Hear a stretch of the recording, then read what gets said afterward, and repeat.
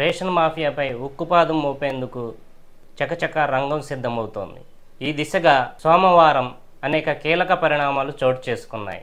ముఖ్యమంత్రి చంద్రబాబుతో ఉప ముఖ్యమంత్రి పవన్ కళ్యాణ్ సమావేశం, ఆ వెంటనే ఉన్నత స్థాయి అధికారులతో సమావేశం, అంతకుముందే మంత్రివర్గ ఉపసంఘం భేటీ, ఇలా ఒకే రోజు వరుస పరిణామాలు శరవేగంగా జరిగాయి. ఈ సమావేశాల్లో పలు కీలక నిర్ణయాలు తీసుకున్నారు. కాకినాడ పోర్టు నుంచి అక్రమ రేషన్ బియ్యం ఎగుమతుల వెనుక ఉన్న కీలకమైన వ్యక్తులను గుర్తించి చట్ట ప్రకారం చర్యలు తీసుకోవాలని రాష్ట్ర ప్రభుత్వం నిర్ణయించింది. బియ్యం స్మగ్లింగ్తో అక్రమంగా ఆర్జించిన ఆస్తులను కూడా స్వాధీనం చేసుకునే దిశగా ప్రభుత్వం దృష్టి సారించింది. ముఖ్యమంత్రి చంద్రబాబు, ఉప ముఖ్యమంత్రి పవన్ కళ్యాణ్ మధ్య జరిగిన సమావేశంలో ఈ నిర్ణయం తీసుకున్నట్టు సమాచారం. ఇదిలా ఉంటే ప్రముఖ సీనియర్ జర్నలిస్ట్ అక్షర సత్యం తన అక్షర సందేశాన్ని సోషల్ మీడియా వేదికగా పంచుకున్నారు. దశాబ్దాలుగా అంతర్జాతీయ స్థాయిలో వేళ్లూనుకొని పోయి ఉన్న బియ్యం మాఫియాపై ఉప ముఖ్యమంత్రి పవన్ కళ్యాణ్ చేసిన పోరాటం కొనియాడదగినది. రైతుల పట్టగొట్టి ప్రభుత్వం సేకరించిన బియ్యాన్ని ప్రభుత్వాల కళ్లుగప్పి అక్రమంగా ఎగుమతి చేస్తున్న ద్వారంపూడి లాంటి అక్రమ వ్యాపారస్తులపై చర్యలు తీసుకోవాలంటే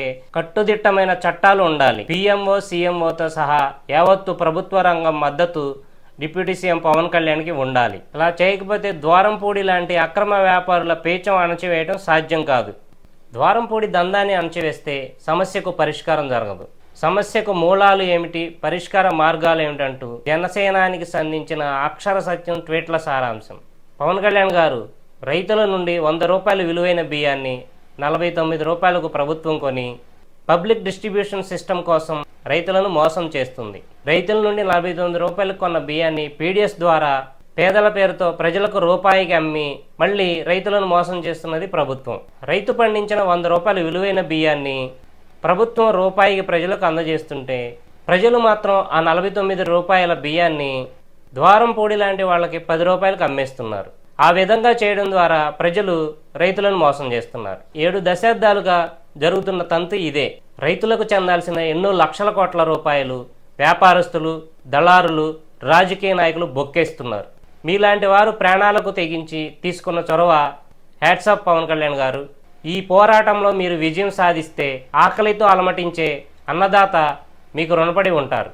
10 రూపాయలకు ప్రజల నుంచి కొన్న బియ్యాన్ని ద్వారంపూడి లాంటి వ్యాపారస్తులు సుమారుగా 100 రూపాయలకు విదేశాలకు ఎగుమతి చేస్తున్నారు. ఇక్కడ రైతుకు వచ్చేది కేవలం 49 రూపాయలు మాత్రమే. అయితే ద్వారంపూడి లాంటి వ్యాపారస్తులకు వచ్చేది కేజీకి 100 రూపాయలు.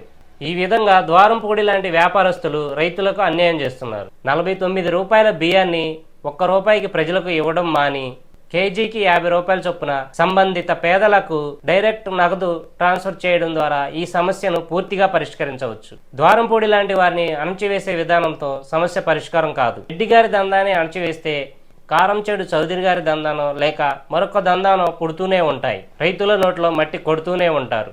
పబ్లిక్ డిస్ట్రిబ్యూషన్ సిస్టమ్ కోసం అన్నదాతలకు అన్యాయం చేయడంపై పవన్ కళ్యాణ్ లాంటి నిజాయితీ పరులే పోరాటం చేయాలి. లెవీ విధానం, పీడిఎస్ పాలసీలపై కేంద్ర రాష్ట్ర ప్రభుత్వాలు, చచ్చుబడ్డ వ్యవస్థలపై జనసేనాని పోరాడాలి. పీడిఎస్ కోసం మద్దతు ధర నిర్ణయంలో ప్రభుత్వం జోక్యం వలన అన్నదాతలకు అన్యాయం జరుగుతోంది.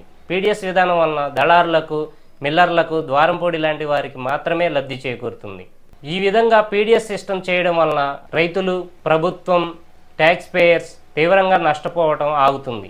పీడిఎస్ సిస్టమ్ని మార్చగలిగితే దళారులు, ద్వారంపూడి లాంటి వ్యాపారస్తులని శాశ్వతంగా కట్టడి చేయవచ్చు. తద్వారా ప్రభుత్వానికి, అన్నదాతలకు లక్షల కోట్ల ఆదాయం చేకూరుతుంది.